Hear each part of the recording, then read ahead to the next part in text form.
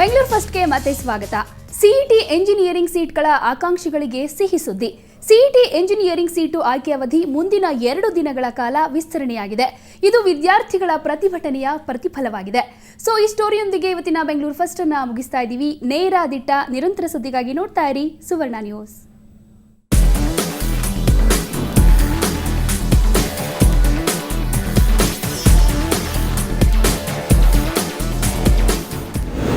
CET 2ನೇ ಹಂತದ counselling ಅವಧಿ ವಿಸ್ತರಣೆ.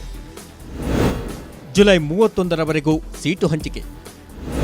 ಬೆಳಗ್ಗೆ 10ರಿಂದ ರಾತ್ರಿ 10ರವರೆಗೂ ಕೌನ್ಸಿಲಿಂಗ್. ಗೊಂದಲಗಳಿಗೆ ತೆರೆ ಎಳೆದ ಸಚಿವ ದೇಶಪಾಂಡೆ. ಇಂಜಿನಿಯರಿಂಗ್ ಸೀಟು ಕೌನ್ಸಿಲಿಂಗ್ ಗೊಂದಲಕ್ಕೆ ಕೊನೆಗೂ ತೆರೆ ಬಿದ್ದಿದೆ. ಇಂಜಿನಿಯರಿಂಗ್ ಉಳಿಕೆ ಸೀಟುಗಳ ಆಯ್ಕೆಗೆ 2ನೇ ಹಂತದ ಕೌನ್ಸಿಲಿಂಗ್ ಸಮಯವನ್ನ ಜುಲೈ 31ರವರೆಗೂ ವಿಸ್ತರಿಸಲಾಗಿದೆ. ಇಂದಿಗೆ 2ನೇ ಸುತ್ತಿನ ಸಿಇಟಿ ಕೌನ್ಸಿಲಿಂಗ್ ಮುಗಿಯಬೇಕಿತ್ತು. ಆದರೆ ಇನ್ನು 8,776 ಇಂಜಿನಿಯರಿಂಗ್ ಸೀಟುಗಳು ಬಾಕಿ ಉಳಿದವು. ಇದರಿಂದ ಸಿಟ್ಟಿಗೆದ್ದ ವಿದ್ಯಾರ್ಥಿಗಳು ಹಾಗೂ ಪೋಷಕರು ಸಿಇಟಿ ಘಟಕದಲ್ಲಿ ಪ್ರತಿಭಟನೆ ನಡೆಸಿದರು. ವಿಷಯ ತಿಳಿದು ದೌಡಾಯಿಸಿದ ಉನ್ನತ ಶಿಕ್ಷಣ ಸಚಿವ ಆರ್.ವಿ. ದೇಶಪಾಂಡೆ ಕೌನ್ಸಿಲಿಂಗ್ ಸಮಯ ವಿಸ್ತರಣೆಗೆ ಆದೇಶ ಮಾಡಿದರು. ಈಗ ನೀವು ಮತ್ತೆ ನಮ್ಮ ಸ್ವಲ್ಪ ಸಮಯ ಕೊಡಿ. ಈಗ ಇದು ಸಮಯ ಕೊಡುವಾಗ ನಾನು ಕಾನೂನು ಚೌಕಟ್ಟು ನೋಡಬೇಕಾಗ್ತದೆ. I have to adhere to the Supreme Court judgement. At the same time, I have to take care of my young students.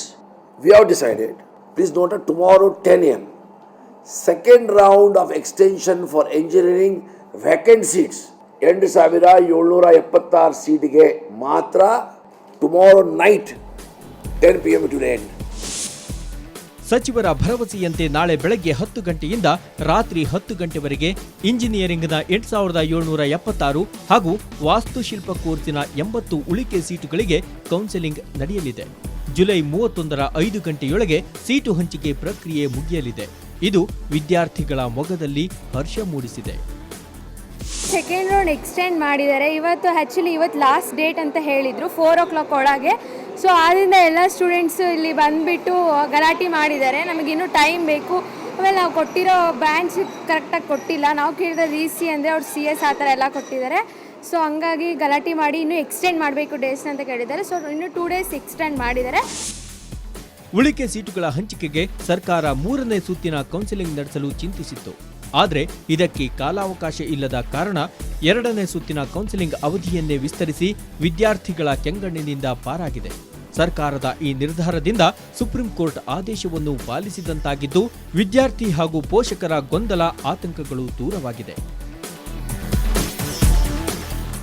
ಬೆಂಗಳೂರಿನಿಂದ ಕ್ಯಾಮರಾಮನ್ ವಿನೋದ್ ಜೊತೆ ನಂದಿನಿ, ಸುವರ್ಣ ನ್ಯೂಸ್.